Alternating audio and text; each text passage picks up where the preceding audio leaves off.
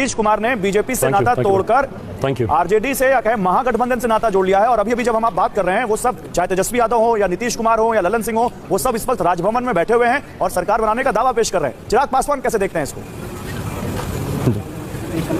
भाई ये बहुत ऑब्वियस सी घटना है, ये होना ही था, आज नहीं तो कल ये होना था। It was very evident, everybody could see it coming.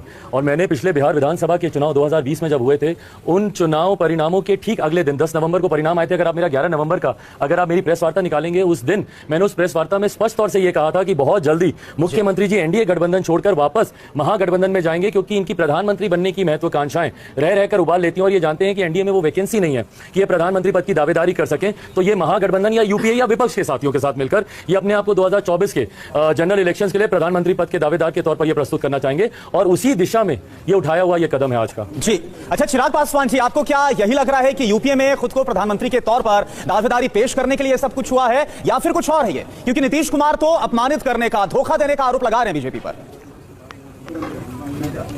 भैया मुझे नहीं पता कि वो क्या क्या आरोप लगा रहे हैं। बहरहाल मैं बीजेपी की तरफ से बोलने के लिए मैं अधिकृत नहीं हूं, बट एज एन आउटसाइडर भाई मुझे दिखता है कि एक तीसरे नंबर की पार्टी को आपने मुख्यमंत्री बना रखा है। ये ह्यूमिलेशन तो नहीं है?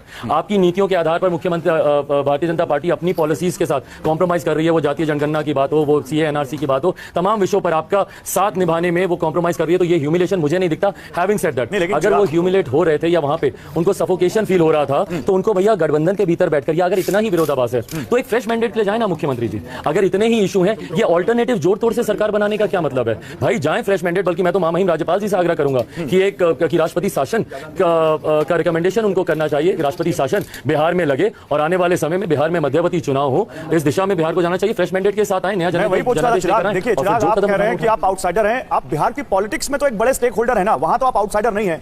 आपको 6% के आसपास वोट मिले हैं, लाखों लोगों ने आपको वोट दिया आपकी पार्टी को, भले चली सीट नहीं आई।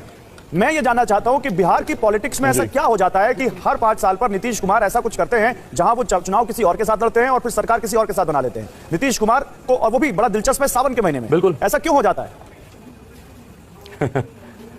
बिल्कुल भाई, और ये दो बार जनादेश का अपमान हुआ है। 2015 में अगर आप देखेंगे महागठबंधन के लिए जनादेश था, एनडीए के साथ इन्होंने सरकार चलाई। 2020 में एनडीए के लिए जनादेश था, अब ये महागठबंधन के साथ मिलकर सरकार चला रहे हैं। भैया अगर इतना ही विरोधाभास है, और इन विरोधाभासों में आपकी आइडियोलॉजी कहां है? आज मुख्यमंत्री की क्रेडिबिलिटी पे कोई कैसे विश्वास रखे जब आप खुद अपने शब्दों पर नहीं टिकते? यही मुख्यमंत्री जंगल राज का विकल्प बनकर आए थे और राजद के साथ मिलकर सरकार बना ली।